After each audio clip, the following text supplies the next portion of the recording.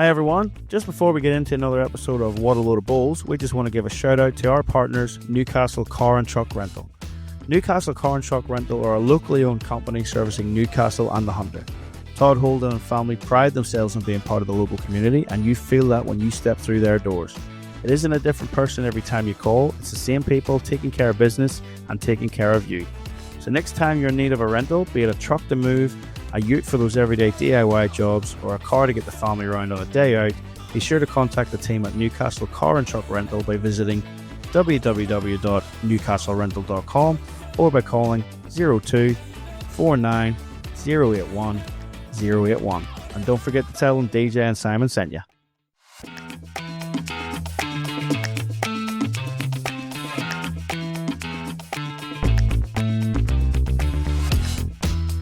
All right, folks, welcome back to What a Load of Bulls. We're on episode 53. We've got a nice player interview for you now. We've recycled a few guests recently, but we've managed to get a unique one in here now for us. Before we get into that, Simon, how's your week been, buddy? Yeah, pretty wet, eh? I've just copped it, but luckily enough, in the office this week, so not out serving too far away. You know, it's pretty good. Stuck in the office when it's really raining cats and dogs outside. But what about we you, moved DJ? away from this type of weather, didn't we? I know, I think. But anyway, off back home next week. So I believe it's a bit of a heat wave in the UK at the moment. Yeah, what, 16 degrees? 25 degrees. Jeez, I had that on the Gold Coast in winter there a couple of weeks ago. Yeah. So, looking forward next week to flying back in some warmer weather. Not roasting hot weather, but definitely warmer than here. So, yeah, your week, how'd that go? Yeah, not too bad, man, not too bad. Just the same stuff, different day. So it is, cracking on. Busy world of the Bulls administration. But anyway, mate, before we hold him back any further, we've got a guest here chomping at the bit, so we'll get into it. Very welcome. Jackaroo cap 122. Australia, he's got 252 caps for Australia, 370 caps for Victoria, 45 caps for Queensland, 2 World Silvers, 3 Commonwealth Silvers and a Bronze, 7 Aussie titles, 6 Victorian titles, was the National Male Bowler of the Year in 16-17. He's won the Australian Sports Medal. He's currently the club coach at Kawana and the owner-operator of Blessed Coaching. Very welcome, Barrie Lester. Thanks very much, gentlemen. It's great to be on the show. Yeah, you know, I've sort of tuned in as much as I can since you've been sort of going, and it's great entertainment. So hopefully I can entertain some of the people that tune in the show week to week. Nah, mate, it's good to have you. It's always great to have such a personality like yourself come on. But just a reminder, before you take over, this is my show. All right, so just answer what you're asked, and we'll be right. Hey, it's our show, DJ. I forgot where. Yeah. All right, look, let's just get on with it, boss. So, mate, you've had a really distinguished career, we know that, but take us back to the start. Where did it all start for you? How did you get into the game? Where, what age? You know, how was your first experience with the game?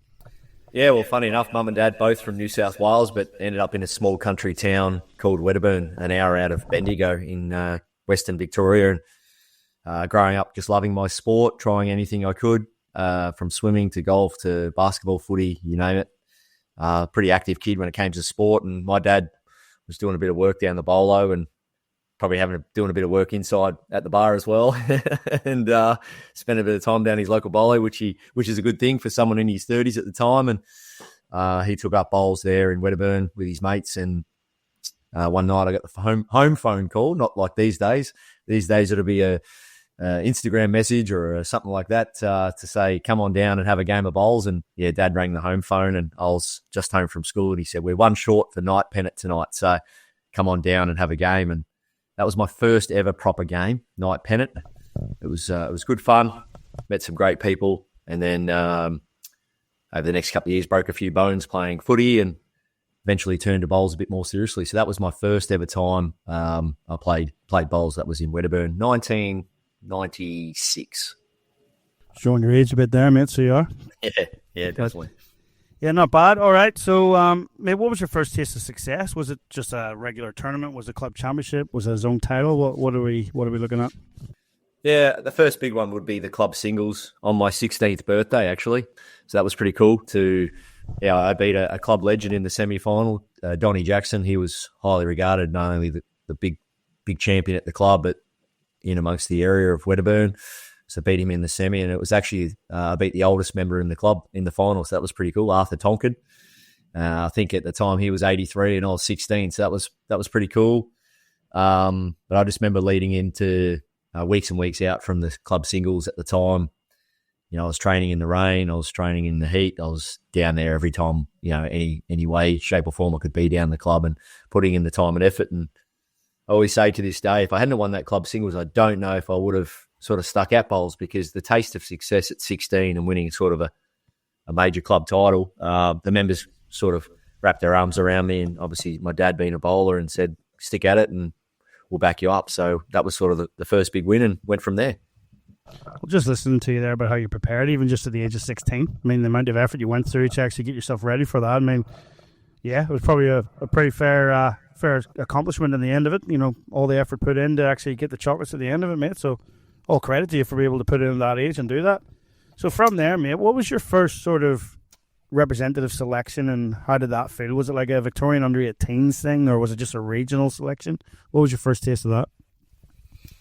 Yeah, well, around that time, only within a couple of months later, I've moved to a town called Lakes Entrance. Mum and Dad wanted to settle down and retire down there, so we moved to Lakes Entrance, and I'm playing bowls there, loving the game, playing a bit of footy and enjoying a new town.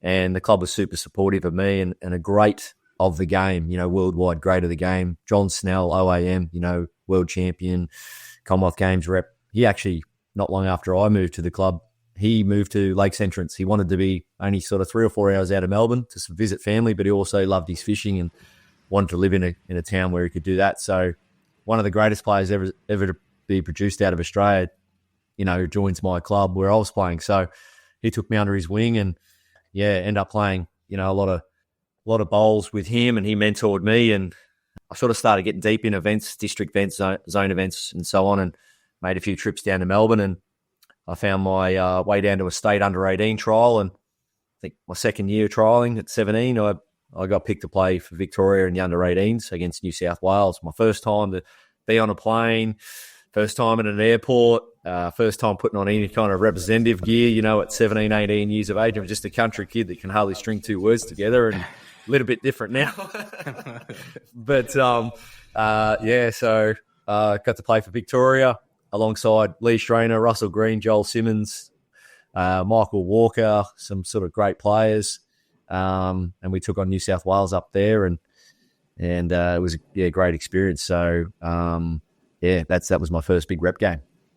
Yeah, nice. So first time for a lot of things in on that one selection. How was the nerves for that then? Like first time on a plane, like you said, first time pulling on that jersey at that level. Like how was it? Yeah, it was amazing. Yeah, I mean, I just remember back then it was a business shirt and tie, grey slacks, business shoes. On the plane, it was the whole sort of blazer days. That was pretty cool. I mean, growing up as a kid, you saw sport on TV and you did see them wear blazers and that, and you thought, wow, imagine representing your country one day or your state and get to wear a pretty cool kit. But even back then, just how you got announced, it was a letter in the mail by Karen Gill-Martin. The lady, she used to be the main secretary at Bowlsvic there. Kaz would, send out all the letters in the mail, and I was that kid. I couldn't wait to get home from school and rush to the mailbox or see if there was any mail for me. And I got the call up to play for Victoria, and it was cool. And like I said, to team up with some great players and to do that, represent the Big V. Only, only sort of 4 years into the game. So my dreams had come true, because I was a goal setter and I was a big trainer, and I did put in the time and effort, and I was pretty rapt to get rewarded for it. All right, Baz, so that was under 18s, mate, but obviously coming up through the junior ranks and stuff then, how early do you recall setting the goal of, Victoria and then Jackaroo selection? Yeah, well, one of the best things to come out of that under 18 experience was to play at St John's Park. We met Steve Glasson for the first time, Karen Murphy. Those players were players at St John's Park, and they were marking games, and they were just great. They were just great to interact with, and that was the first tournament we ever saw coloured bowls. That was 2000. So it was some great learnings, and just to sort of get a sense of feeling like I want to do more of this. And so you go home and you sort of debrief, and you sort of say to yourself, well, it's going to take a lot of discipline and hard work to take it to the next step, and you just start entering everything and lift your probably training. And that's what I did. And I remember I get back to the club, and our club's doing renovations, Lakes Entrance, and they're building some extensions there. And I remember I was training that much. I was on first name basis with the builders, the guys doing all the construction work at the club. And they'd be sitting on their lunch break, watching me train for hours and hours. I was probably training 6 hours a day. And it was, even to this day, if I go home and bump into them, they're like, "Oh, we always knew you'd do all right in bowls. You're down there bloody practicing all day long." And so I upped the ante, did some training, and obviously had great support from Lakes Entrance Bowls Club.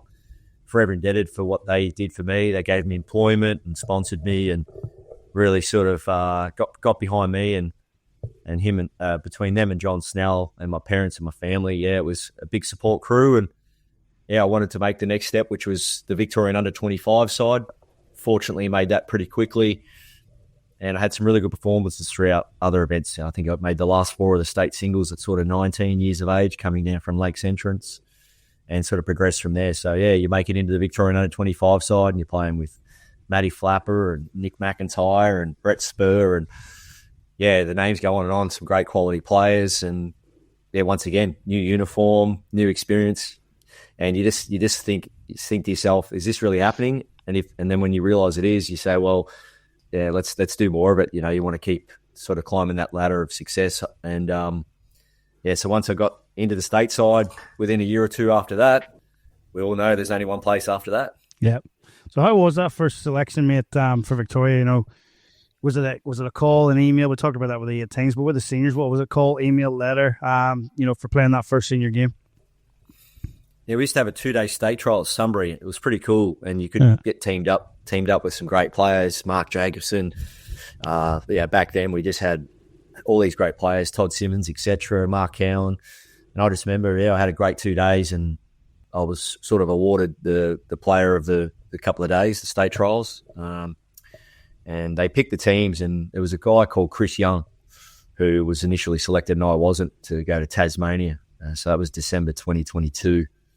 And Chris Young sort of pulled out pretty soon after that, and they called me in, and that was then my first trip, and I got to play with Michael Wilkes, and at the time, Australian squad, Australian player, Brad Martin and Jared Fleming. And Jared Fleming had also had Australian experience, so playing with three pretty cool guys. Yeah, they taught me a few things. It wasn't just all on the green too. I got given a few nicknames from the boys.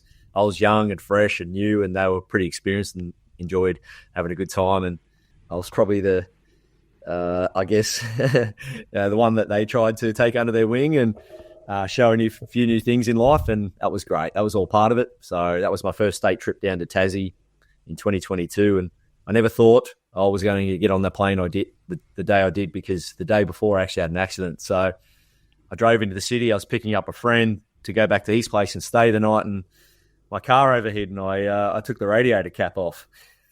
No way. Yeah, I'd driven all the way down from Lakes Entrance on a 38-degree day in summer, and my car overheated, pulled across the side of the road. I thought, I'll take the radiator cap off here just to let the car cool down, and hot water went everywhere, and I got a few burns and patched myself up. The next morning, I'm on a flight to Tassie to take on Tassie. So thank God I didn't burn myself too bad, mate. Jeez, you tried not to get that first cap, didn't you? So you go to the trials, you get named player of the trials, and you don't get picked. Yes. So then somebody pulls out, so you do get picked, and then you go and take your radiator cap off and just... third-degree burns. Did Simon Little teach you your mechanic skills, or what? Hey. I know not to do that. I know not to do that. Yeah, me and Carl's probably... No, I thought I'll sort of...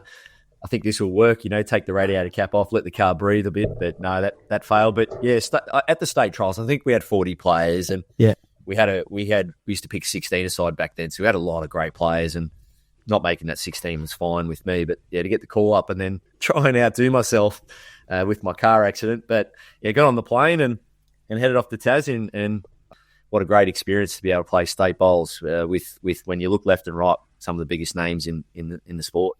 Yeah, it's not a bad upbringing from down there in Victoria. I mean, as you said, Mum and Dad were in New South Wales, but you grew up in Victoria, so you're a proud Victorian. 370 caps across nearly 2 decades, mate. How proud are you of that? Yeah, really, really super proud, because I probably I look back and I think about more so the time in the colours as well. You think about the time, how many days, how many hours, and years really.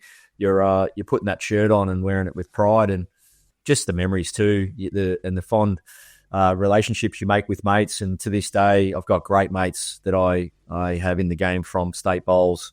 And then when you look at things like Alley Shields and state series, you can't wait to see your opposition mates. So I go back, to obviously 2002. 2002.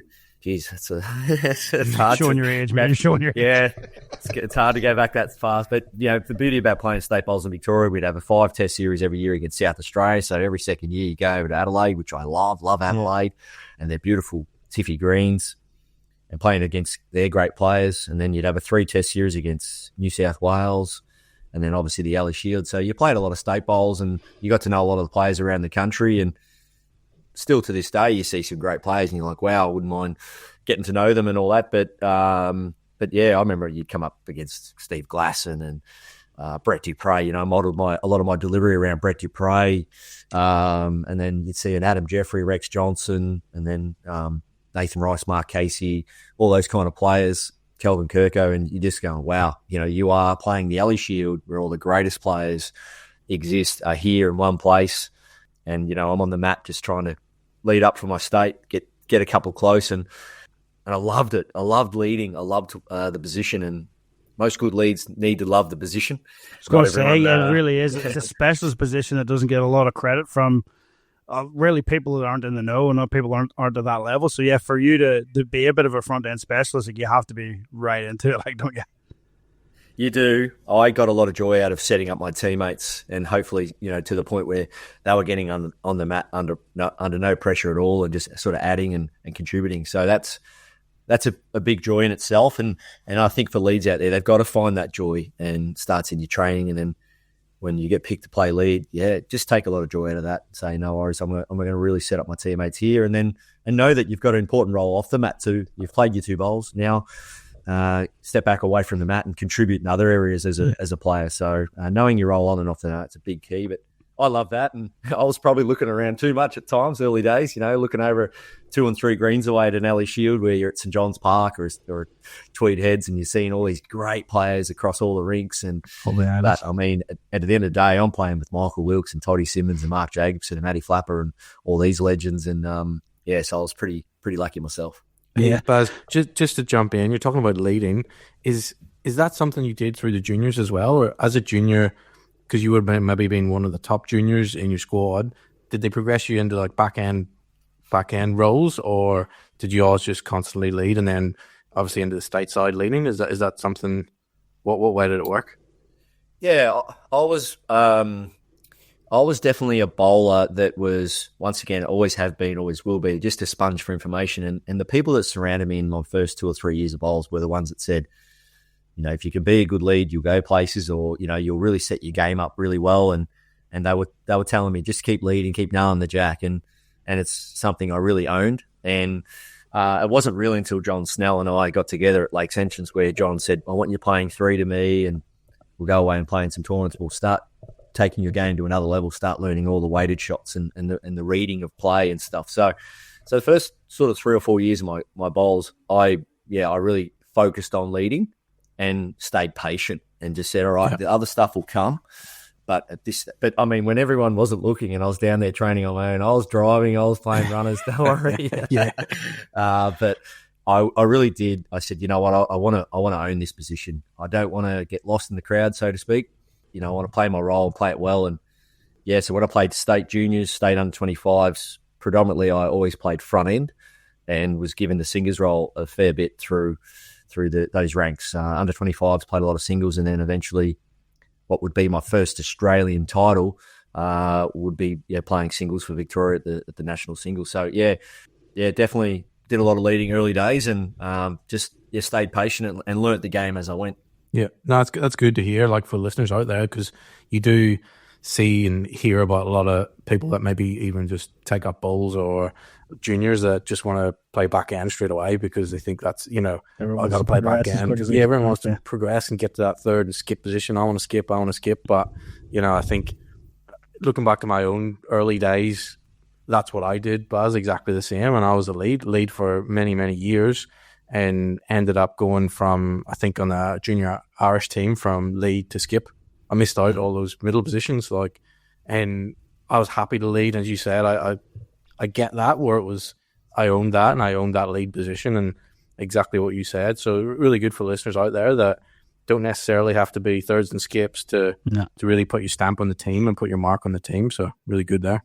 100%. You were talking about modelling your delivery there too. Simon, who did you model your delivery on? Nobody. Not possible. For all those listening, we'll get a YouTube video right there sometime. All right, Baz. So, like with a lot of selections, I know Simon's referenced it back at home. With a lot of us back at home, if you got into your rep team, it was nearly harder to get off than it was to get on at times. Did you have any setbacks in those early days with Victoria? Were you in and out, or was it a case of once you got in there, you were established? Yeah, I can proudly say up until recently, I've missed a selection recently for Queensland, and I can't wait to try and get back in the Queensland team. But I can honestly say across my entire state career, never was dropped and never missed a selection. So super proud of that. Not only to be able to play so many games, but to never miss a selection. So that was pretty cool.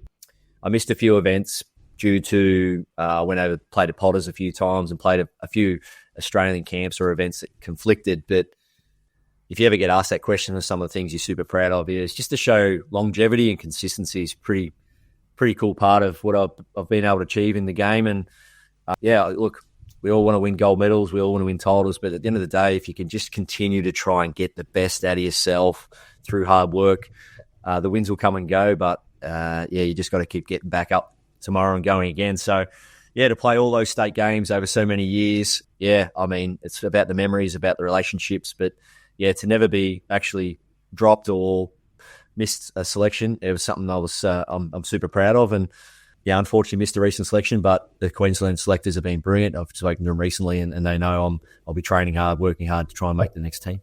Yeah, good. Well, I was just about to move on to Queensland there. So, mate, you're a stalwart in Victoria. Off the top of your head, has anyone got too many more caps than what you do for Victoria, or are you up there? Yeah, the record holder is Mark Jacobson. I think it's up somewhere around about 460, 470 games somewhere. Yeah. I think when I got my 400 cap, I think I was the third or fourth ever. So that was pretty cool across the country. But, Victoria would play more games. That's fair. And some states don't play that many. But, I mean, at the end of the day, too, I can only play what I'm picked in. And exactly. To get the 400 cap was pretty cool, alongside Matty Flapper, Ray Toome, now Wayne Rudiger, and so on. So, 400 was pretty cool. My partners, or Star Sublimation, who I do a lot of work with my clothing, they made a really cool shirt up with 400 on it and some photos and that. So that was great. And I stopped and just embraced the moment and thought, wow, that's 22, 23 years of hard work and commitment to be able to just stop and reflect. And the beauty of it, when I played my 400, it was against Victoria. So nice. To be able to be cheered off by Nathan Rice and Aaron Sheriff for my 400th, and knowing the Victorians are there, and to be able to have a couple of beers with some of my former Victorian teammates was brilliant. So a memory and a part of my life in bowls. Obviously, it's just so close to my heart. Yeah, absolutely. So, mate, how was it like after being that stalwart in Victoria? You moved to Queensland for work. Now you're a blow-in Queenslander. How is it pulling on that maroon shirt? And what was it like the first time you had to face up against Victoria? I must admit, the first time I played against Victoria, well, moving to Queensland, and I've always said it to anyone I coach or anyone I do any kind of work with, I said, the moment you wear a shirt, you put that shirt on, I said, you got to feel like it's your armor. You got to feel like that's it. You got to go to war. And there's different analogies. As soon as you stand onto the bowling green, that's the Coliseum, or there's different ways of putting it. But I've always said, any uniform is your armor, and you got to go out and go to war. And look, war's probably a strong word for lawn bowls, but at the end of the day, you've got to just front up. And it was hard. Don't worry, there was a lot of emotions going through my mind. And but I remember just having a few minutes to myself the first time I played against Vic, and just said, all right, go out and just do what you did for your former state, and play well, put on a show, be yourself, fist pump, cheer, do all that stuff, and just be yourself, be the person you've been for the last 20-odd years in a state uniform. So funny enough, it was the first two games before the Ellie Shield, and the third game during the Ellie Shield would be the be the Test series out of 3, and I got Player of the Series. So my first series against Victoria, I got Player of the Series. So, and I had a few Victorians come over to me, my Victorian teammates, say, "You bloody bugger," that'll be right. So, but they were great. My Victorian teammates, former Victorian teammates, they were just, well done, Bazza, all the best with your move to Queensland. And I remember I had a lot of former Victorian teammates come to my going away party when I left Vic, wishing me well, my former Victorian team manager and stuff like that. So, big part of my life.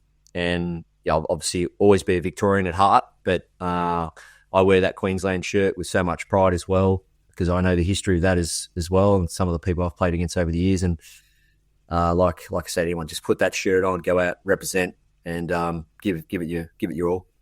Spoke to Omar about this, mate. Have you got any issues with the Queenslander chant? Because he refuses to do it. Yeah, Omar's obviously, they got that state of origin rivalry, and I get that. I yell out "Go Queenslander" or "Go Burrows," Kookaburras or whatever. So I always make a note to try and call out every player's name once throughout a game across the 21 ends, and cheer out "Go Queensland."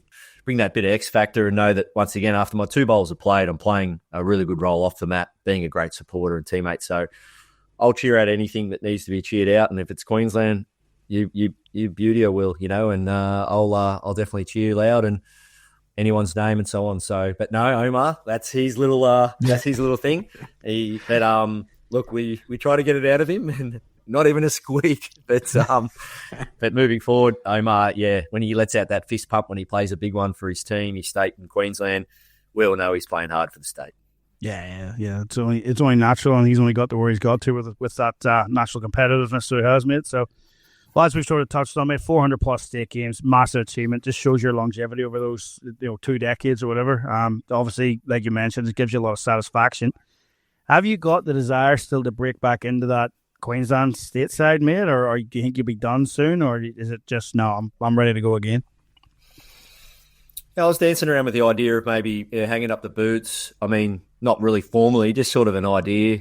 And then once I definitely got the Kiwana job here, working under Jeremy Henry in a club that's really progressing, I'm absolutely loving my bowls, and it's a new sort of fresh start in my life. I've got a few things happening in terms of my business and so on, and I'm really loving putting a bowl down, loving the new environment. So no, I really want to get back in that team, and I'd love to obviously go out on my terms. Not everyone can get it that way, and if I can't get it that way, that'll be what it'll be. But yeah, we got plenty of depth here in Queensland. I don't take that for granted, but I'm just going to work hard, and I'll try and get some good performances, and I'll continue to put my hand up to the day where that hand disappears somewhere. So mate, I'm keen to get back in, and I just love the state environment, love the Ellie Shields, just catching up with the male and the female players, and catching up with everyone, and not just that too. It's the coaches, the managers, the selectors. It's the people. So that part of my life and my game, I'm not quite ready to give up yet, because with state bowls and playing BPLs and UBCs and big tournaments, I'm really loving it. So Kiwana's definitely clicked my refresh button, so to speak, and I'm ready to go. Changes like a holiday at times, isn't it, mate? So that's good for you. Good to see that drive still there, and watch this space, I suppose.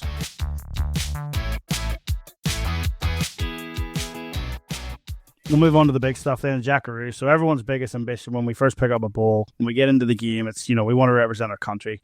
So talk me through your first taste of Australian representation, so under 25s, and then what the first sort of being included in like a Jackaroos squad, not necessarily your first cap, but just to get that first inclusion and know that I'm right on the cusp here. Yeah, well, as a kid, you'd watch the Olympics, you'd watch the Commonwealth Games on TV, sitting at home with your parents and whatever, and I remember it like it was yesterday. You'd see something like that and you just go, wow, how cool would it be to play for Australia or represent your country? And at that age, 13, 14, 15, I'm not thinking lawn bowls at all. But there definitely was a desire. And any sport I did choose to try and throw my hand out or whatever in those years, I trained my backside off and I tried to win at all costs. There is an element of me back in those years I didn't like, though, that win at all cost attitude, which did throw some people the wrong way, because it might be just a friendly run around a block before school of a morning. I had to be the fastest and so on. So there was a real competitive part of me. And once I sort of flicked the switch with lawn bowls and said, all right, if I'm going to invest a lot of time and energy into this, and I really want to go all the way. So it was, don't stop until you get to the top sort of thing. So, I'm living in Lakes Entrance. Yeah, go down to Melbourne. Moved my whole life down to Melbourne, and that was in the pursuit of chasing the dream and the goal of representing my country. So, unfortunately, at the age of 20, my mum passed away very suddenly, and living in the country, with family and friends around me, working at the Lakes Entrance Bowls Club, that was obviously a big thing that happened in my life. And I mean, it's a terrible moment, a terrible experience. It's something that just never leaves me, never leaves my thoughts. I'll get a little bit deep here, but yeah, unfortunately it happened, and I was there when it happened. And I woke up at 4 a.m. to a screaming father that was obviously very upset that my mum wasn't moving. And I don't tell this story very often, but I quickly rushed out of bed and tried to help mum, and it was too late. So at 20 years of age to experience that, tore me apart, and in a way sort of tore the family apart. And I didn't know as a 20-year-old kid how to react and how to move forward in life. So I took 6 months off as a current state player at the time, and I had great support around me and dealt with that, gave bowls a flick, as they say. And sort of 12 months later, I thought, no, you know what, it's time to come back and have a crack at it. And I think with all the work mum and dad did for me, driving me everywhere, the cut lunches, and back then it was the pleated pants and having them folded and ironed on the bed before you went to bowl. So my mum did so much work for me, and I said, let's do it. So I went to Melbourne and found a job pulling beers, as you do, or working in a gaming room. Young bowlers are still doing it to this day, and good on them, and well done for clubs for supporting them. And I went down to Melbourne. I trained my absolute backside off. Did a lot of sports psychology work to overcome, the tragedies, and just put my head down. So went on a bit of a heater. Went on a bit of a hot run. Won a few titles, and my state form was really, really good. And one of the coolest things about the Ellie Shield was back in the day, they'd announced the Australian squads at the end of the Ellie Shield in front of everyone. Yeah. And here I am, a 23-year-old kid, and I've been playing state bowls for a couple of years, and they announced the Australian under-25 squads, and my name gets called out. And, you see the Australian squad men over there and us over there. It's like, cool. So that was unreal. That was my first taste of, wow, this is happening. Yep. I've moved into the Australian ranks. And then, over the next sort of 12 months, we got invited to a couple of camps, and I got a call up to play for Australia against New Zealand in the under-25s. So I reckon that was February 2005. And alongside Aaron Sheriff, Aaron and I both debuted together in the under-25 side. That was pretty cool. And he was as cheeky then as he is now. And he was a freak bowler then, just as he is now. And played against against some unbelievable players. And we played against Shannon McElroy, Ali Forsyth, and that was my first ever Australian sort of camp or environment. And the greens were quite slow, so being a Victorian, I adjusted pretty well, and I got player of the series. And I was like, wow, okay.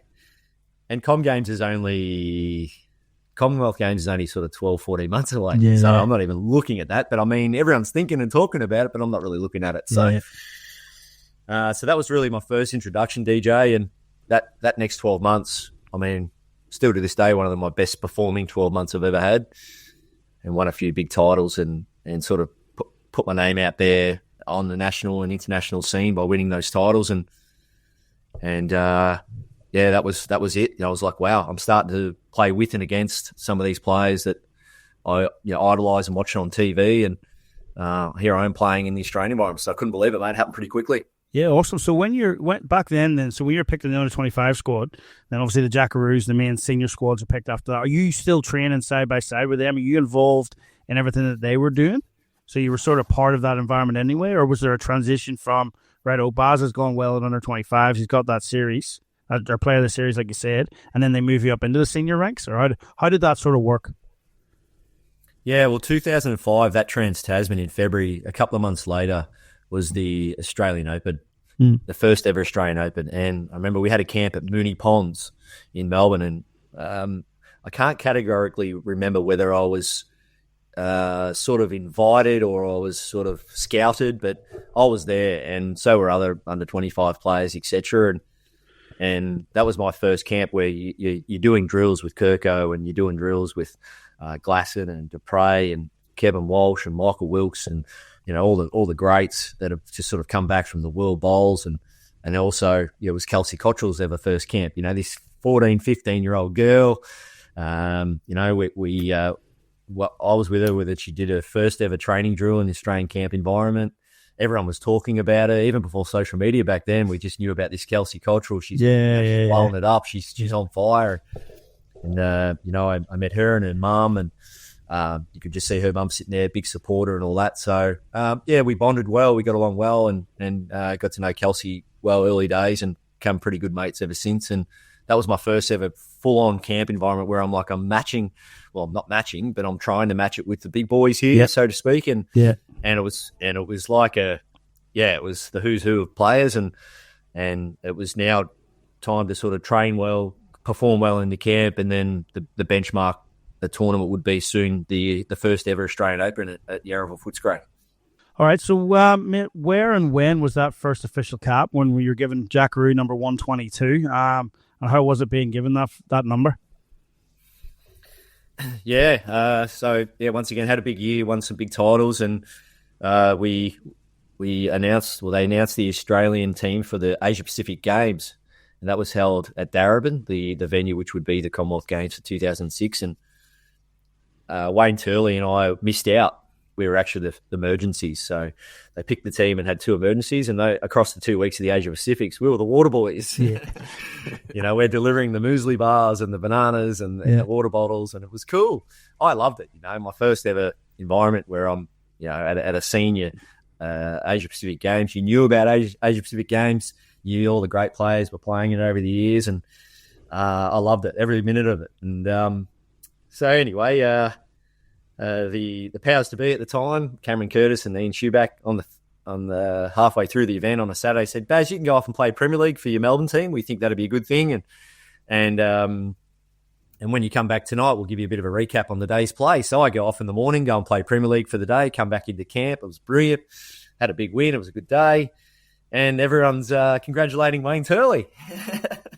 And I'm like, "What's happened? What have I missed?" Same thing, no social media back then, and Turles had debuted for Australia that day, and I was shattered. I missed it, but two, quick to congratulate him. And unfortunately, Kelvin Kirko fell sick that day, and Kelvin got Turles got his cap, so that was awesome. And so Turles had got his cap, and I was the other emergency. I'm like, so when do I get mine? So that was pretty cool. And Asia Pacific Games finished up, and we went into a camp about mid-December. It was our last camp before Commonwealth Games selection.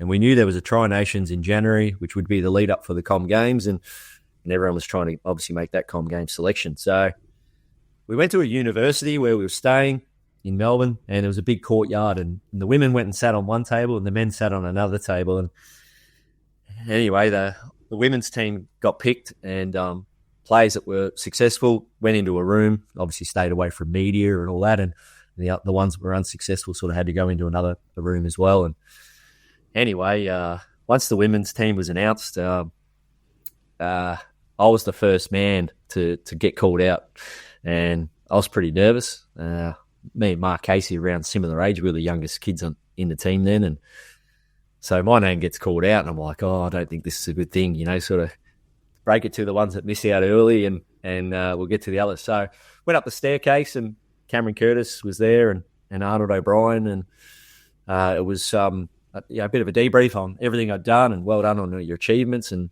all your efforts, and we're really proud of what you're doing. And then that's when they said the words, "Congratulations, you're playing in the Commonwealth Games." And that's when I was told, I basically got my cap, 122 for Australia. And obviously shock sets in, but then, you just think of all the people straight away that had helped you get to where that moment, and all the hours you've trained and all the commitment you've had at a 23-year-old kid. And then, obviously once all that was done, let's go and party, let's go and celebrate, just celebrate that moment. So yeah, went into a room next door and I was on my own, didn't know what to do. I'm just standing there on my own. I'm thinking, all right, pick the Commonwealth Games by myself. Yeah, I was chatting to the sports science guy, and he was, but he couldn't stay in the room. He had to leave, and so I was basically in a room where the people who got picked would sit in, and then Billy Cornells walks in, and there was no way at the time where we all thought, just because you're picking the team, in your own mind, that the two front end men that were sort of maybe looking at being picked would play in the same game. So Billy and I look at each other and sort of said, all right, how's this going to work? And then as more players entered the room, we're trying to pick the team and the formations. Piece it all together, yeah. Yeah, so once the team was picked, the unfortunate part was you have to embrace those that didn't get selected, and both the men and women, and it was it's a sour moment because you're trying to celebrate and let it sink in, but you obviously feel for those that didn't make it. And I remember, I was a blubbering mess because I was really upset for those that didn't make the games, and some of them were my heroes and some of them were my really good mates. And as a player that just made his first games, it was important that I sort of parked that as well and make sure I got around the players that did. And so that was really good. And that's one thing, sort of fast forwarding to the back end of my career now, that one thing that we're really focused on and we're really good at, Australians in that Jackaroos environment, where we're quick to get around each other through the good and the bad, and that's that culture the Jackaroos environment's always had. So that was my first call up, and once again it was time to get to business and try and chase some medals come 2006. Yeah, not bad. I mean, like I said, it was a bit of a whirlwind. Under 25s into Jackaroos, being around the Asia Pacifics, may have got a cap, didn't get the cap, and then all of a sudden, straight in Commonwealth Games and Tri-Nations selections. That's unreal. And you touched on it there, but what was the feel around the squad? Because it really was, and I remember the squad when the squads were coming out before the Commonwealth Games. We were still back at home. We were that bit younger. It was somewhat of a change in the guard for you guys, because as you said, you, Lurch, Case, all that similar age. And you're leaving out the likes of Steve Glasson, who's the current world singles champion. He doesn't even make it in, just for then, like you said, you wonder kids coming through. So what was that like? Like you weren't really expecting it, I suppose? Yeah, well, Mark Casey, Nathan Rice, they're just freak players, and they were doing everything. Nathan Rice and I, we just won the Queensland Grand Prix, which was a huge benchmark event. We'd beaten Brett Dupre and Kelvin Kirko in the final. And then we got runner-up together at Moama in the other Grand Prix. So the form was happening, and we were, sort of these new kids on the block knocking on the door. And Mark Casey was just doing Mark Casey things. But, we had, from the sort of camp early in that year, you had Michael Wilkes, Kevin Walsh, you had Billy Cornells. We had great players, Steve Glasson, great players everywhere. But throughout the year, through commitments and other things, not all players stayed on for the long haul, and through various reasons. But ultimately, when that team was picked, it was a bit of a wow. There's a bit of youth here, but also a bit of experience. Wayne Turley, even though Turles hadn't played a lot of Australian stuff, but he was very experienced at state level and that. And then we were shocked as the next person, obviously, to see Glass's name not feature. And I remember I could hardly speak to Glass because I was in tears. I remember sort of giving Glass a hug and just saying, I'm sorry and whatever. And even though we'd only known each other for a few years, we'd got along really well. And still to this day, we do, and formed a great relationship from player and athlete and coach. So, but it was really weird. But it was, if you go back sort of probably 12 months before that, Brett Dupre and Kelvin Kirko were playing Trans-Tasman pairs. You had Russell Green leading for Mark Casey and Nathan Rice in the triples, and Glass playing singles. And a few players stayed on, a few players didn't, and there was a bit of a turning of the corner sort of moment. So,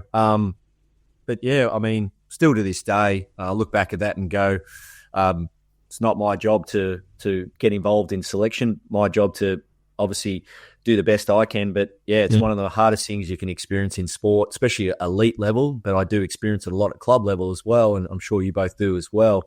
There's no more important thing to do when you do or don't get selected is you get around each other as teammates and support one another. And yeah, it's a tough moment, but I've missed a lot of big selections, and I've looked back through messages to this day from some of the Aussie teammates that have sent me long messages saying, "Baz, you'll be back in the next team, and just keep training hard." And it's a pretty cool feeling when your peers have got you back, and you're there to support one another.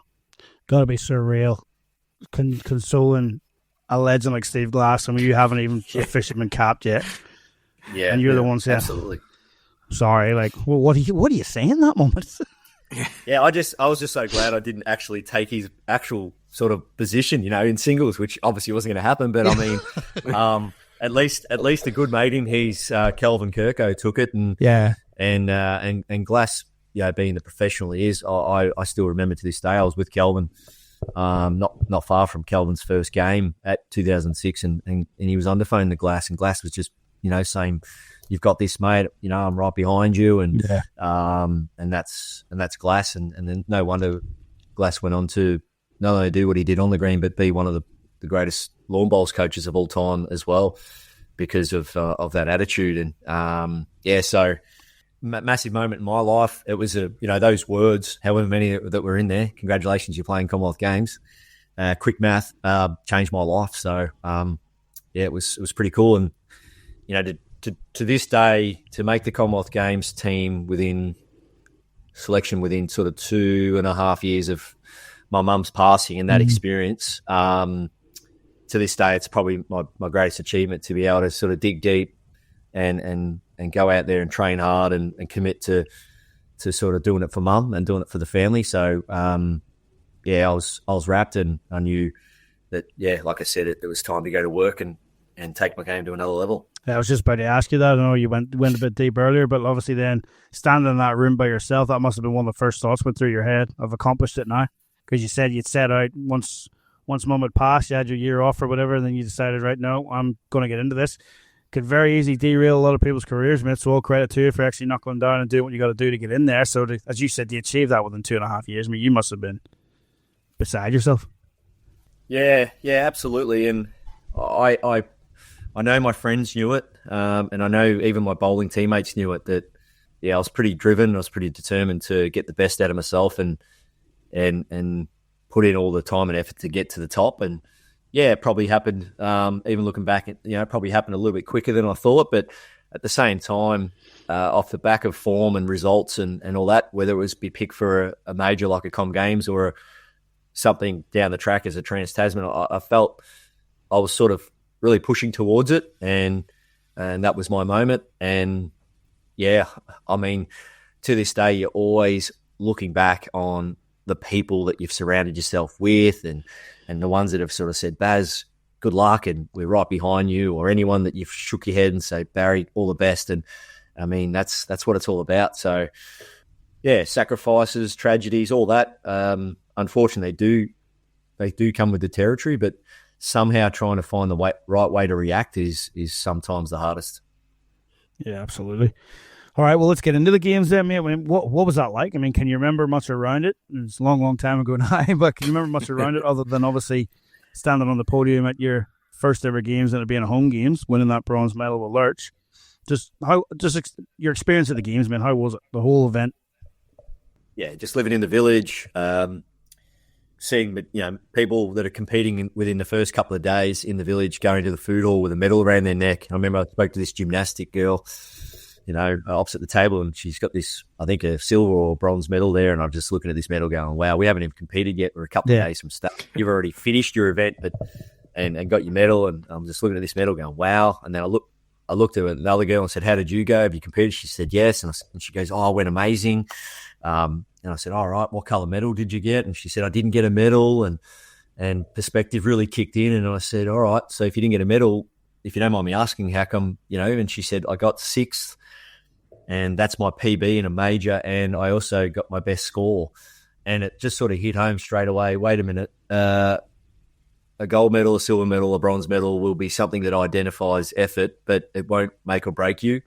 And it was quickly, set in with my sort of mindset, just go out and try and perform at your best. And if that's good enough, hopefully you get some form of medal. And unfortunately, the way our games were set up in the pairs, we couldn't lose a game in our section or else we don't advance to medal rounds. And there was other disciplines, other sections that were larger where you could lose maybe a couple of games and still advance.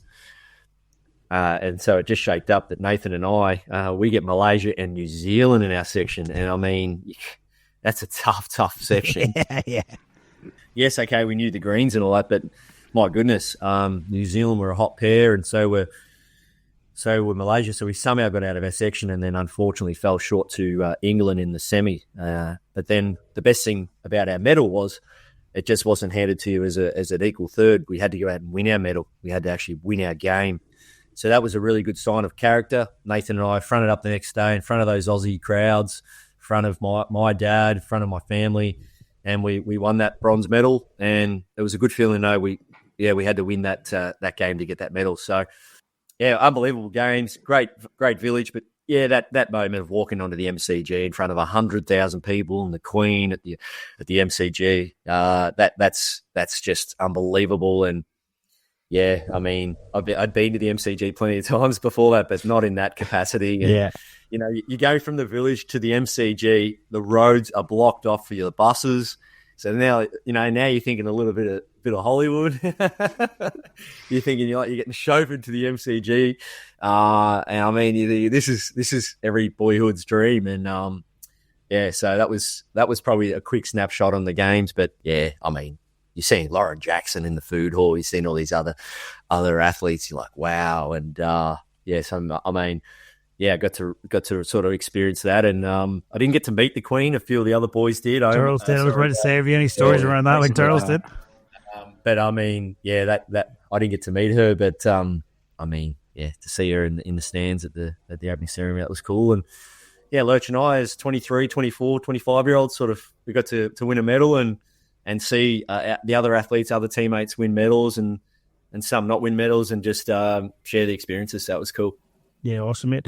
So back then, at those particular games, there was only you were selected for one event. It wasn't like they do now where they double up. Did you have a lot of extra time then of those games to get around any other sports? And was there anything that stands out if you did get around any? No, I mean, across my 3 games, I've never really got to see another sport. I mean, the bowls pretty much goes for every day. And, you probably say, once I'm in there, you'll sort of find downtime to go and watch other sports, unless it's convenient. You really are too wrapped up in what you're doing. Yeah, so in terms of meeting other athletes and getting to know them, I've made some great relationships with other athletes from other sports, but no, not really. Didn't really sort of get to see many other sports, but definitely engage. So, I mean, 2006, we'd walk out the front door of our villa, and it was a massive grass courtyard, just a patch of lawn, and we asked the person within a couple of days who was doing the landscaping, can you mow a cricket pitch down the guts of the grass? And they're like, yeah, no worries. So then you got the Australian Jackaroos. Those guys have got their hockey sticks, and we've got tennis balls and that, and we're just playing cricket down this courtyard. We've got the hockey girls, hockey boys, we've got the boxers, we've got all these other sports coming together to play cricket, and you're making mates. So I know a few boxers to this day: Brad Pitt, Brad Hoare. Know a few hockey players, and so on, other athletes from other sports. So that's pretty cool. And yeah, we got to play some cricket on a patch of grass inside the village, and those kind of experiences away from trying to play your games and that. Yeah, it's pretty cool, and that's all part of that village lifestyle. Yeah, that's nice. The most Aussie thing, isn't it, DJ? Oh, I mean, just let's go. You wouldn't have it any other way. Yeah, that's brilliant. Absolutely brilliant. I'm surprised you even knew what cricket was, Simon. But mate, righto. So we know what's sort of coming up after this, but right. So top of the world, you've been on the podium. The next major event then is going to be the 2008 World Bowls. How soon after that did you let the dust settle and go, righto, I'm going to start goal setting towards trying to make that team? Yeah, well, because Kelvin won his gold, we cheered him off the green. You got to see the pinnacle of the game right in the flesh. I mean, there's no, it's such an iconic moment. Kelvin ripping his shirt off.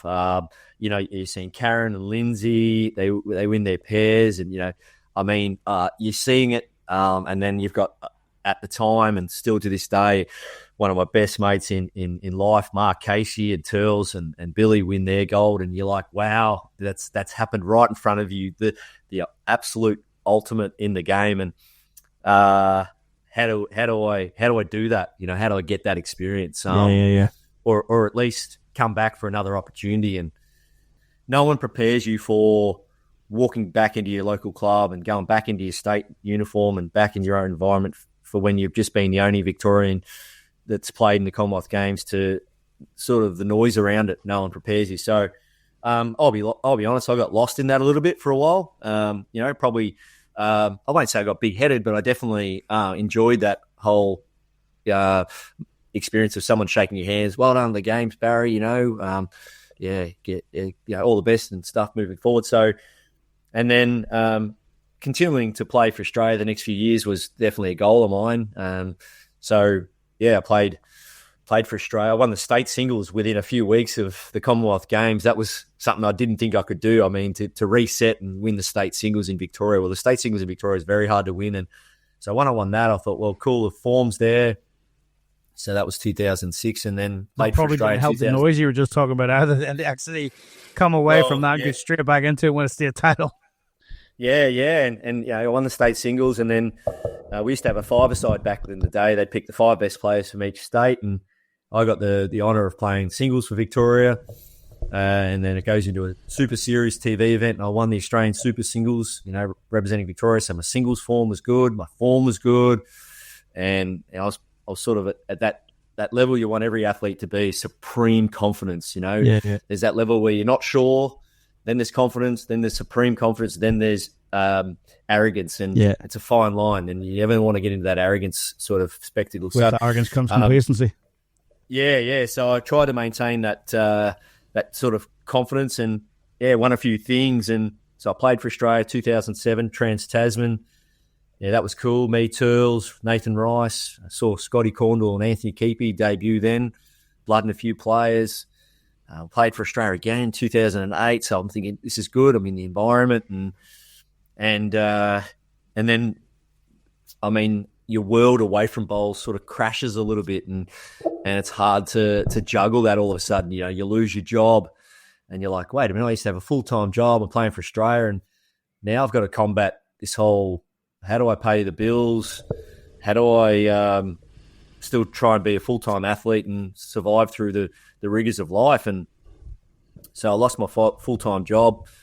And I remember late 2008, I remember coming home from, I think might have been the Bowls Club, and I just come home from the Bowls Club and there's bills in the mail, and you're like, when you're struggling in life for a little while there, anytime you see a Rego bill or a Power bill or, oh no. And I remember just laying out all my bills on the floor.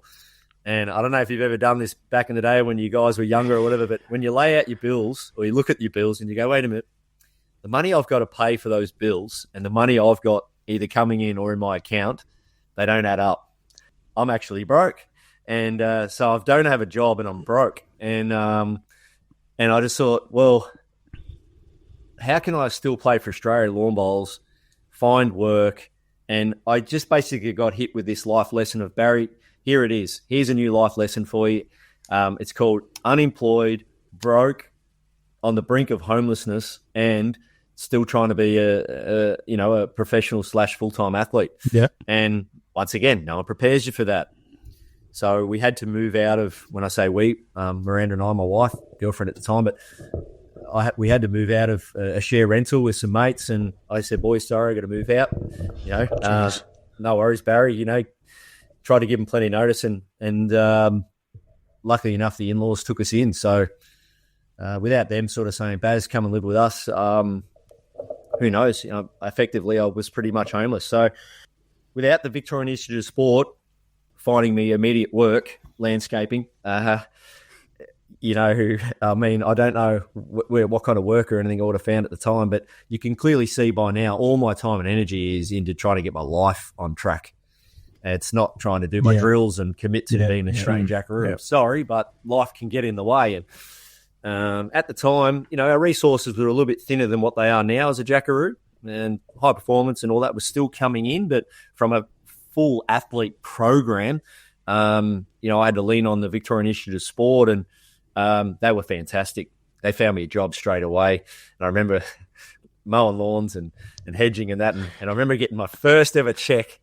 It was a handwritten check, and it said $450. And I remember saying to Miranda, I said, 2 more of these, I can pay my rego.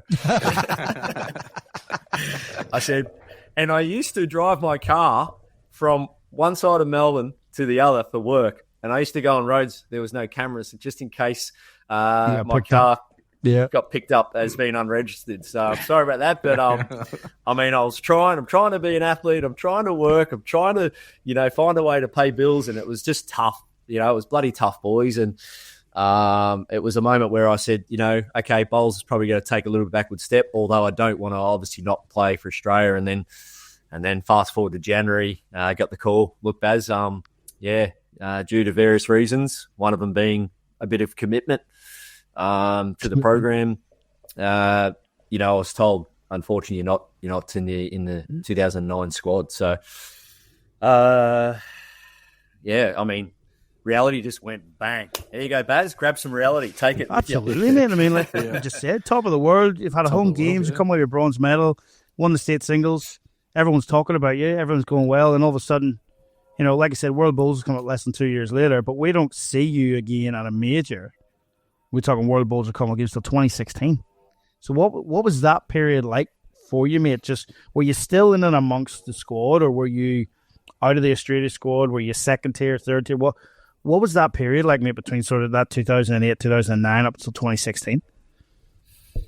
Yeah, and as I said about high performance before, as it was continuing to grow and get bigger and be a bigger program than it was today, it was great. I could go to Cameron Curtis, Ian Schuback, Kim Littlejohn.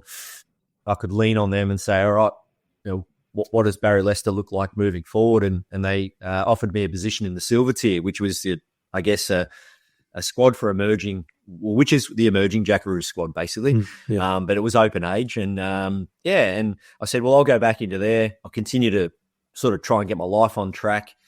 But I'll be honest, boys, I probably didn't share much of that with them at the time.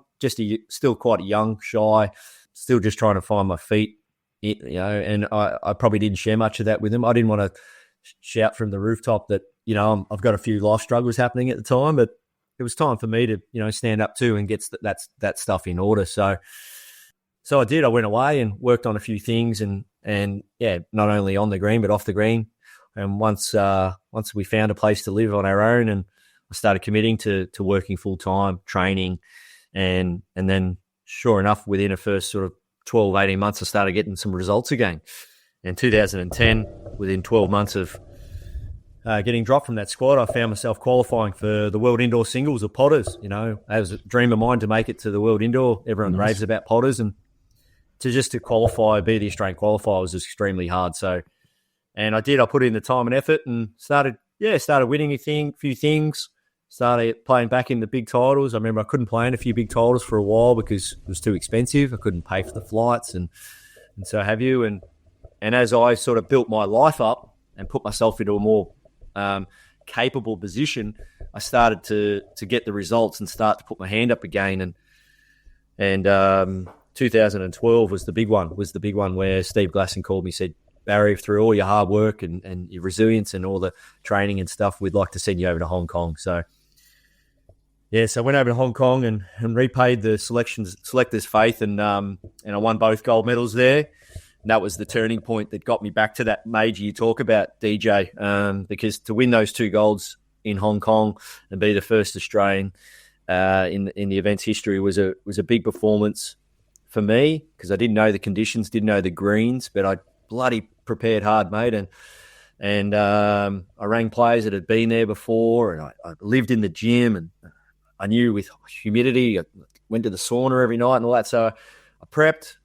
Selectors put their faith in me. I didn't want to let them down, and I won both those golds. And that was my moment where I could sort of say, I'm back mixing it with international bowls here. And then I got picked in the next squad, 2013, and got my first Australian cap back since 2008 in a UK tour in 2013. Played really good in the UK. I thought I had a really good tournament, but our Australian team was so successful, so I just missed that team and to Glasgow 214. But I remember saying when we got home from our UK trip, when they picked the team, I remember and this was one of Steve Glasson's biggest strengths as a coach. He was always just open door policy, and Glass said, come over and have a chat with me at Maribyrnong, where they were using the training facility there. And we sat out on a couch there inside the club rooms, and he said, Baz, tell me how you're feeling. It's not easy to miss selection for a major. We had 7 players. You and Mark Casey were the 2 that missed out. How are you feeling? I said, I'm feeling excited. And he sort of looked at me and went, okay, tell me more. And I said, Glass, I'm really excited about sort of being back in the mix, and I'm really excited about what's coming up. Getting over to New Zealand, trialling for the World Bowls 216. I really want to get that spot back on the mat, and I'll put in all the work to do that. And Glass is like, mate, awesome. And that was probably a reflection of the program, the Jackaroos, the support crew, from staff to high performance and the players, where I felt comfortable enough to be able to say that and say, I'm going to work my backside off to get back. And I did. I made the 216 world champ. So that was my first major in, can you believe it? 10 years. Yeah, man, that's massive. Massive. And like you said, like you already touched on, 2.5 years after Mum passed, biggest achievement making the Commonwealth Games. That's got to be up there. But I mean, there's not too many people. I can't recall anyone, Baz, that's been out of it as long as you have, and got themselves back up into the squad, back up playing at a major. So, I mean, that's got to rank highly with things that you have achieved. And like, how was it then after being through all that, being through the stuff in your personal life, you finally get that call, knowing, you know what? Yep, I'm back. I'm finally getting my first go at World Bowls.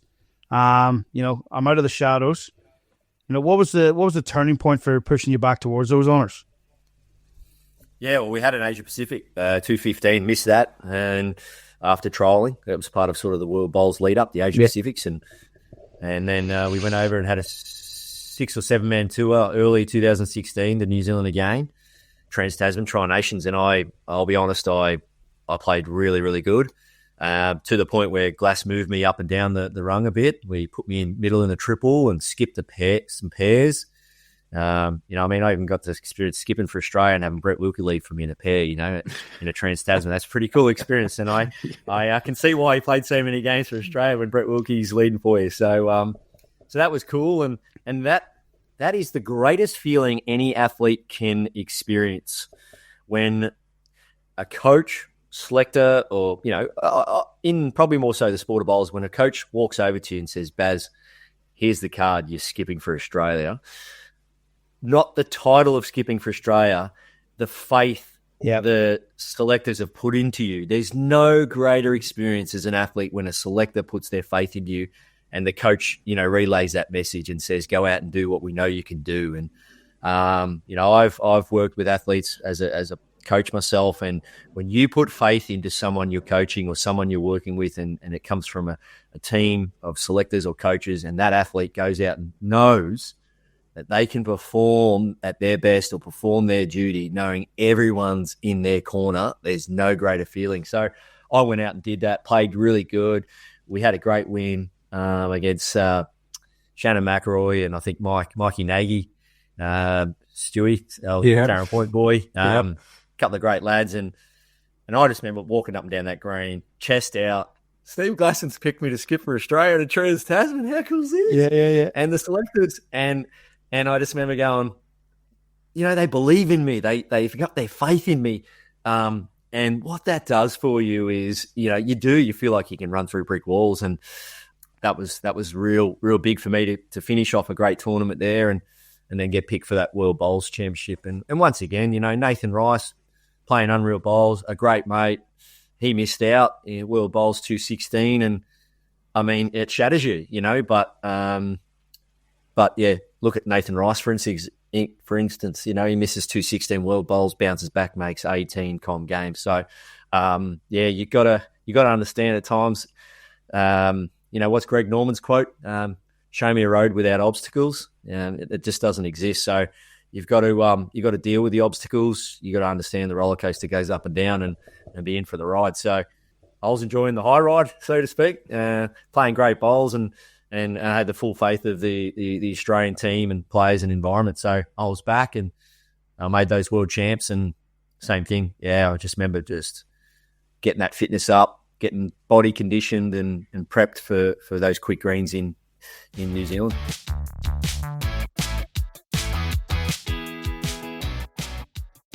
Yeah, we'll talk us through it. They made Christchurch 2016, first shot of the world title, the world bowls. 8 years out of the game, you got the 2 finals, 2 silver medals, 4s and triples. Man, how was it? Yeah, massive program, unbelievable support staff, Glass, Gary Willis. Just the whole program was really, really good, and the culture was fantastic with all the players. It was just a really good base for success, and to see Aaron Wilson debut, his first big tournament. I'd known him since his teenage years, so we were excited about what he could do, and even back then, you could see young Carla Krasanik and all that, just the youth and the players coming through, and it was super exciting. So, made 2 finals. I mean, I don't really dwell on results too much because you do understand, some wins you probably sort of wonder how you sort of managed to win. Some losses you think, maybe that was one that slipped away, but Tommy Fleetwood's experiencing it at the moment, getting all those top 5s or top 10s on the PGA Tour. He's serious, you just got to keep fronting up. And I mean, look, I've won plenty of gold medals, quite a few for Australia, and gold medals in every other environment. But at the 2 majors, Worlds and Com Games, wasn't meant to be. But I'm bloody proud of being able to make those finals across sort of the 2 weeks, and know that there's so many games that were on the borderline or precipice of going either way, where you didn't even get out of sectional rounds and make it to medal playoffs and so on. So, the one that probably for me was the extra end, the World Bowls triples final with myself and Case and Omar. I thought we had a great tournament, had a great final. Lost on an extra end. That just stings. I mean, the fact that it was an extra end, and I've always said hats off to New Zealand, the way they played in the fours final. That definitely didn't go our way, but you can only walk off the green and say they played great. They did in front of their home crowd, and I remember, sitting in the locker room after that triples final, and I broke down. It was a bit of a sad sort of moment, but once again, when you're in that environment, you got to know and understand that this isn't Barrie Lester's World Championships. This isn't Barrie Lester's tournament or Barrie Lester's time or moment. This is the Australian team's event. This is the Jackaroos. There's a bigger picture than how you performed or what medal you won. It's about making sure you're the best teammate for players that are still playing, because the way the World Champs format is, there's medal rounds halfway through. So if you're going to dwell on a performance and not back up for the next week, or maybe not continue to support those around you, it's you don't want to be self-centered about it, if that makes sense. You're not part of the team then. That's a big part of the culture, isn't it?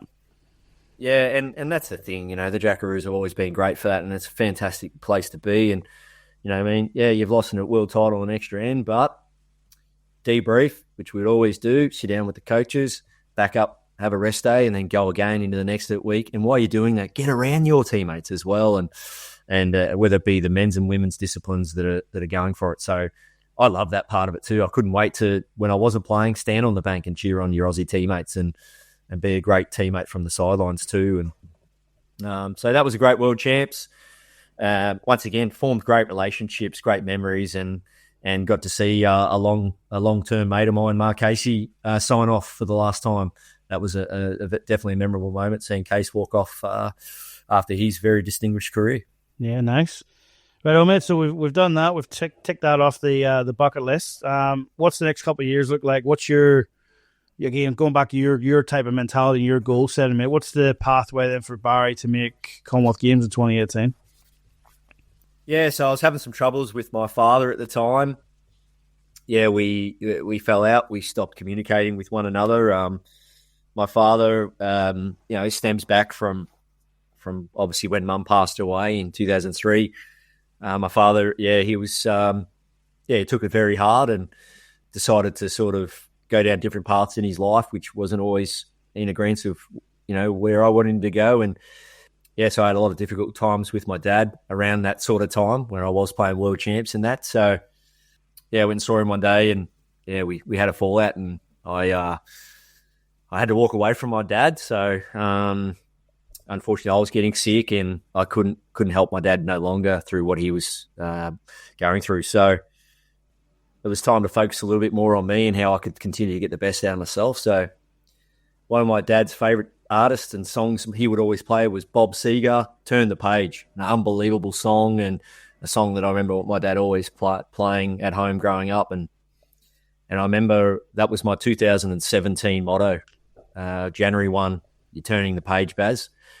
Not turning the page and never look back. It was just turn the page and let's go, blank canvas. What's 217 look like? Let's go. And from an individual performance, probably my best ever year. You know, I won the Yallourn singles, I won the state singles, I won the champion singles, and I got runner-up in the Richmond Union singles. So that's nearly the sort of the Victorian, Grand Slam. Yep. And it was through just living in the gym, training. But I played at a club that had my back as well, Mulgrave Country Club, coaching there, playing there, and all of a sudden, within a few short months, I'm the number one player in Australia, and yeah, I've bounced back from a world champs, but was, once again, I didn't see it disappointing. I sort of said, wow, what an experience, what an achievement. Let's go again. Let's keep staying thirsty and desirable for more success. And that was definitely a moment, even though I was enjoying individual success, that was definitely a moment in my career where I said, Baz, get the best out of yourself, but continue to be the best Jackaroo you can be, like from a teammate perspective, and help others, and that was something Glass and the rest of the staff really instilled in me, to make sure that you can be the best teammate and Jackaroo you could be. So now you'd probably think, well, wait a minute, you're on the verge of being announced as number one player in Australia. You're winning all these titles. You're Australian Jackaroo, National Meal Bowler of the Year to that year too, weren't you? Yeah.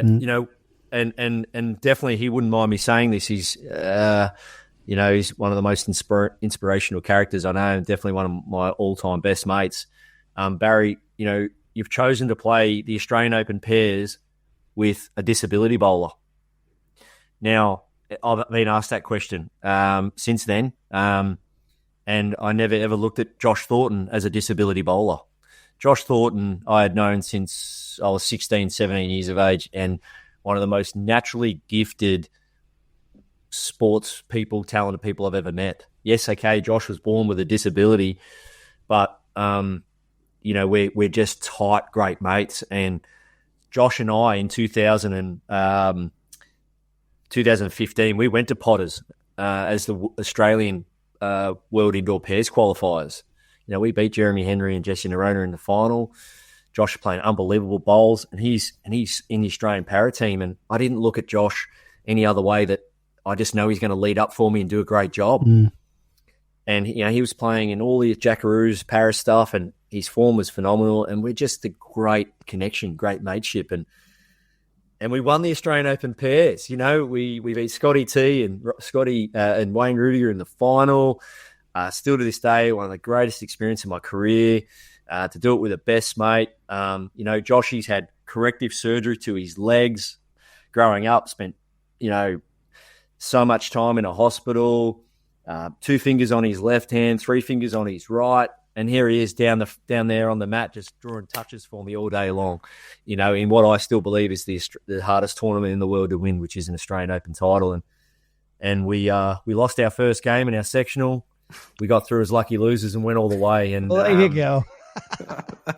It was, to this day, arguably my greatest ever win, and to do it with Joshy, I am starting to get a little bit choked up, and oh mate, just an unbelievable experience. And I turned to the cameras after the game, and I said, well, that for me gets Joshy into the Commonwealth Games team, and I was not guaranteed, of course, but yeah. A few titles and my ranking helps, but you never, like you say, get complacent. So yeah, fast forward to 2018, Joshy and I, we both get picked, and I was so wrapped for him, because that's, one of the best things about being a Jackaroo. you got the para element, and you got your para squad, your para players, and they're just great people like us, and we just form great relationships. And some of my best mates in bowls, the Jimmy Reynolds and that of the world, and all that. So just great to see. And I was just wrapped for Josh, and Josh went on to have some success in those games. But so 2017 was it's like moving day in golf. The third day for me, it was like, all right, Com Games, world champs. Once again, don't get complacent. You're playing, in the highest level. No, go again. Let's go blank canvas. Write down your goals. What do you want to achieve? And it had been a really big year for me. And but once again, just wrapped for a teammate to see Nathan Rice come back, get back into the games, see Joshy do what he did, and so it was great to just share in other people's successes as well. Did you draw back on the experience made after the Com Games in 2006? Obviously, things were nearly lining up again. Things were going wrong in the personal life. They could have derailed you again. But did you draw back on that and didn't let it happen? You weren't out of the game for 8 years again. You made that Commonwealth Games again. Were you able to? Did you use some of those experiences? You reckon made you better? Absolutely, embracing environment. Kara Murphy's got a great quote, and I know she wouldn't mind me sharing this, and I mean quotes from legends like that. I'll use them all the time, and it's things you just don't forget. You've got to learn to be comfortable in an uncomfortable environment, and I mean, there was no doubt in 2006, my first big major, home crowd, people cheering, and it wasn't always nice cheering. Some people chose to maybe pick on my hairstyle or something. Probably. I've seen the photos, Baz. Probably a bit self-inflicted, but that's okay. It comes with the territory. Yeah. But look, I mean, but in 2006, it was definitely one thing I had to learn to be better at. Cameras everywhere, a bit of time in the media and all that. Once again, there's no real training for that. But after walking away from 2006, I just sort of said, if I experience anything of a major environment again, just embrace it more. Look to a camera, look to people in the crowd, look to your friends, look to your family, Smile, thumbs up, high five, cheer. Because use it as a strength. Don't work against it. And that's something I coach a lot. So, the first thing you've got to do is accept the environment you're in. If there's cameras, crowds, whatever it may be. And I coach people that play on live streaming these days. And they go, Barry, I don't want to be on live stream. I don't want to play bad and embarrass myself. No, you're playing on live stream for a reason. You're a good player because you've qualified to be here. Now do all the things, you did to get here. Now go out and put on a show. Oh, you're right, Barry. So you've got to embrace it. And I did. And that's definitely a part of my game that improved. And I'd go out and go, wait a minute, I'm not showing off. I'm not playing up to the cameras. I'm actually going, I'm here for a reason. I'm good enough to be here. I've qualified to be here through good performances if I'm on TV or a live streaming game. So go to work, put on the show that you're there to do. And there is a great mix, I believe, between a bit of showmanship and executing your skill craft. So that's how I sort of seem to operate. And but you're right. Dealing with some setbacks. Wasn't all smooth sailing with family and stuff. Trying to, tell them, look, I've walked away from my dad and deal with that.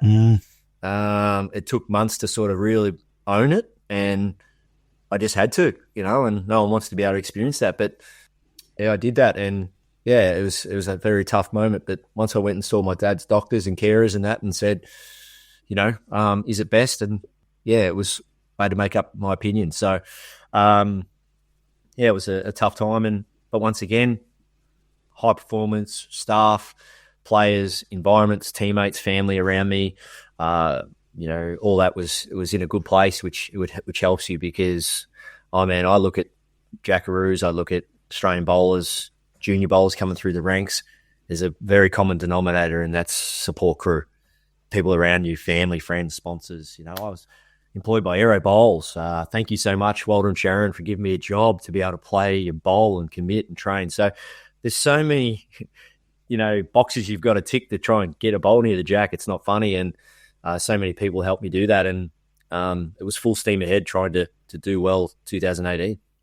Yeah, absolutely. All credit to you, mate. And well, like we said, you achieved that goal. You made the Commonwealth Games on the Gold Coast in 2018. Mate, not many athletes get the experience of home games.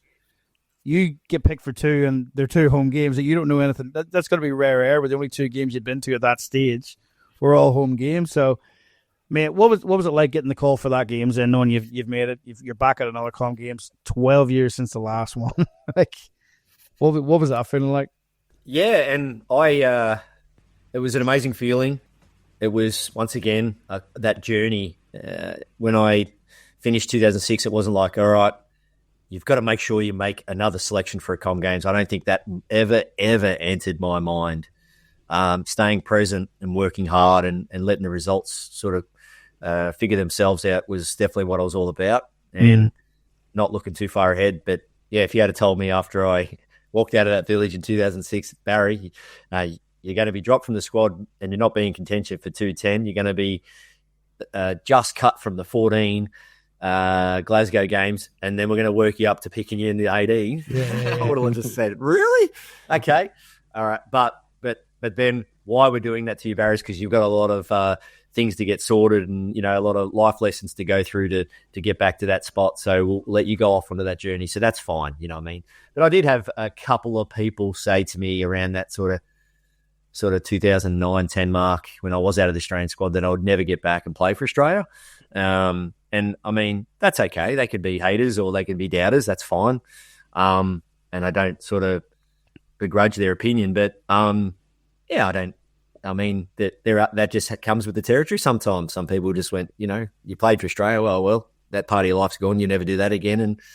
And so, I mean, there's something inside you sort of when you do get back to that spot, you go, it's hard work and persistence and sort of a bit of resilience that got me there. But ultimately, I don't like saying I and me too much because there's so many people around you, like I said. But yeah, get back 218, big gap between games, but home games. You know the Broadbeach Greens.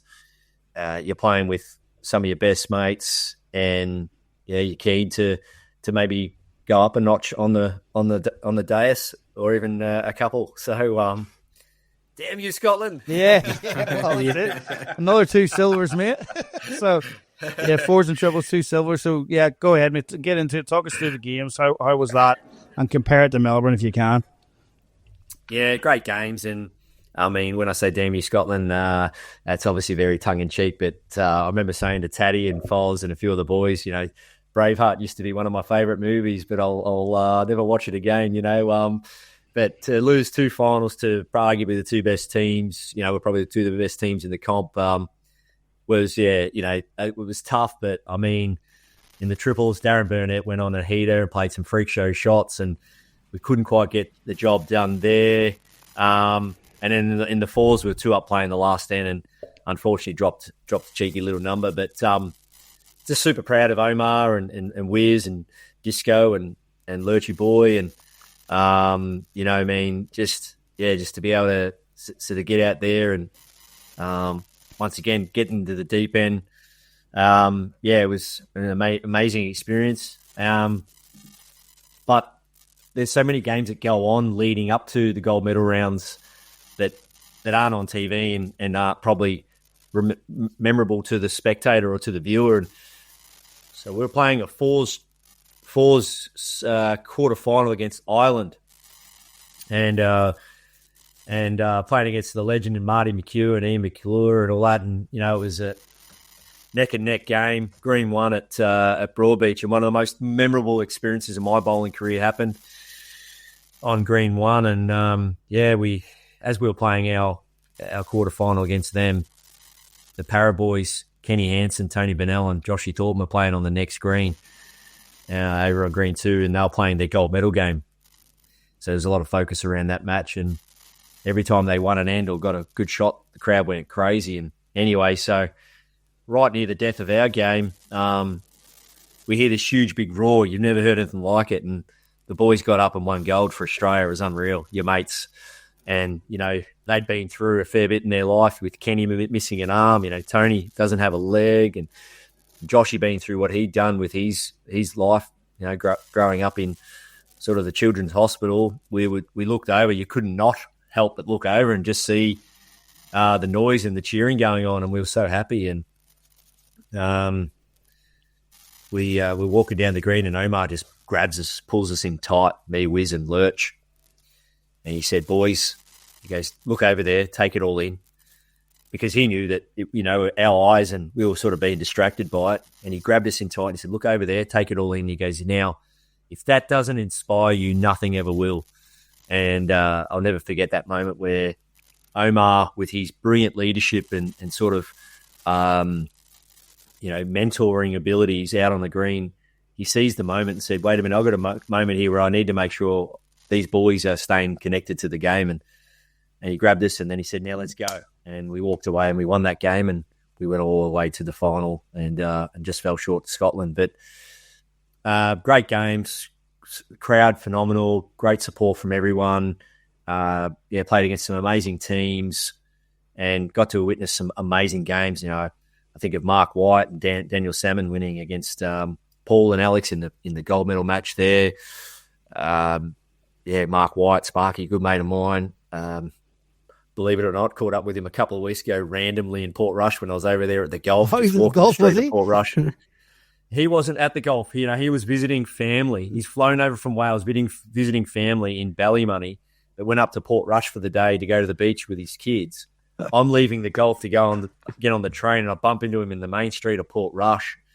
Oh, my God. Talk about, it just was meant to be. And here we are embracing each other in the middle of the street, me and Mark White, Sparky White, Commonwealth Games gold medalist. And I embarrassed him in front of everyone too. Mark White, Commonwealth Games gold medalist. No way. And everyone's looking and, so, I digress, but I mean, that's the relationships you do build with opposition players from other countries. Special. Good. Yeah. He's just a good character. And, but getting back to the games here to see him do that. And he's young bloke who I was chatting to on the train that day. He was only 4 years of age when Sparky won that gold. And I asked him the other week, I said, you remember Dad winning gold medal in 2018? He goes, oh, yeah. And he goes, sometimes we get the tape out and play it. And so, I mean, there's so many things that go on to meeting people in the game, both domestically and internationally. And you never hold any grudges because you didn't win a certain medal or a certain title, but embrace the moment, enjoy the moment, and enjoy the great relationships to be had. And I love that about bowls at my club, anywhere in Australia, and meeting new people. And I love catching up with old friends and new. So 218 was great. Plenty of success from a team perspective. And yeah, I mean, you can't help but sort of get upset if you didn't get the ultimate glory. You have a bit of a cry. You sort of get a bit of time on your own. And once again, with Omar being such a great player and a good friend of mine, but just those leadership qualities. I remember one night I went back to the village and, I jumped in the room and laid down and had a bit of a moment to myself and sort of let it all out. And Omar just came in and he said, look, I know, mate. He goes, look, I know. It's a bit tough. He said, but we've got a bit of a function going on downstairs and there's some players that haven't medalled and there's some players that have won medals as well. And our job now is to go downstairs, mate, and embrace them and enjoy their company and know that, there's more than a colour of a medal. There's taking in that experiences that just aren't our own as well. And, I mean, that's where these great players like Aaron and so on, they've got those qualities and they pass them on to you, so to speak. And you sort of, you always remember some of those little things that might even be where a bowl finished or a colour of a medal. It's just some little quotes from someone or a moment that just turned your life. And to see those three boys win that gold one day and hear the crowd and Aaron grab us like he did. I mean, it's just a moment that will stay with me forever. How many people under that pressure, but could have turned around and said, oh, ignore that, get your heads in the game, whereas Omar let you suck it all in and then go, right, now we go. He it just shows you, like, that's the type of stuff that just your regular bowler doesn't get to see or doesn't get the experience. They don't realize, yes, you guys can get them close. But like Omar's leadership skills, nobody sees that unless you actually get to play with them and on a deeper level type of thing. One thing that's coming across in this podcast is just how much of a deep thinker you actually are, boss.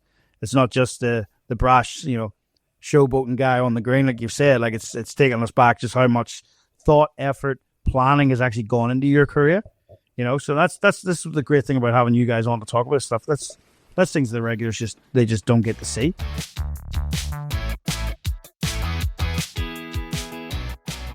Well, folks, probably a good spot to cut us off there. in that chat with Barrie. That was Barrie Lester. Great to have Barrie come on and have a chat to us. Wasn't it, Simon? Big, long one. So there'll be another one that will be a two-parter. We'll be back again next week. A couple of long podcasts this time. But yeah, it's good to have Barrie on. This stage, we're talking about his career and where he's been to, how he got there, what's driven him. He's opened up a fair bit. He has indeed. Yep. And it's always good to hear what those guys went through during those tough times, and obviously a complete roller coaster of a career he's really had, up to the point that we're talking to at the moment even. And yeah, it's great to hear those insights into what they go through, because our average bowlers like ourselves, we don't get those insights really and what they do behind the scenes. Like, yeah, you see Barrie on the green and you see Barrie around the traps, and you maybe form an opinion on because of how he goes on the green, but it's not to actually sit down and talk to him. And all credit to him for opening up to us the way he did. I mean, the things about it. I mean, we've only really touched on the things about his mother 2.5 years before he won bronze medal at the Commonwealth Games. Yeah, you know what I mean? Like that puts a lot of people off. They can turn their career around or turn away from things after that. He used it as a driving force, and things like that there. So it'll be good to get on to the next episode. Mm-hmm. Hear a bit more from Baz, but bit more about the career, finishing up, and then off the green stuff and what he's up to, and about a family life as well. So yeah, very, very good chat with Barrie. We probably could have sat there all night if we needed to, but yeah, it was good to talk to you, Baz. So thanks for Baz for coming on, and folks, I hope you enjoyed part 1, and we will be back next week with part 2. So for all those tuning in, remember, keep that little disc on the inside, and good luck on those greens.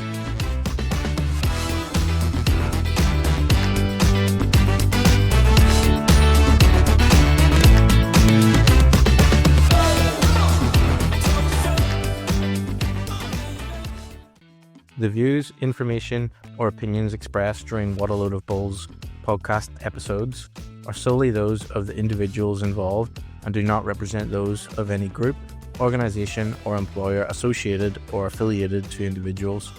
This podcast is for general information purposes only, to educate and inform. This podcast does not constitute professional advice or services.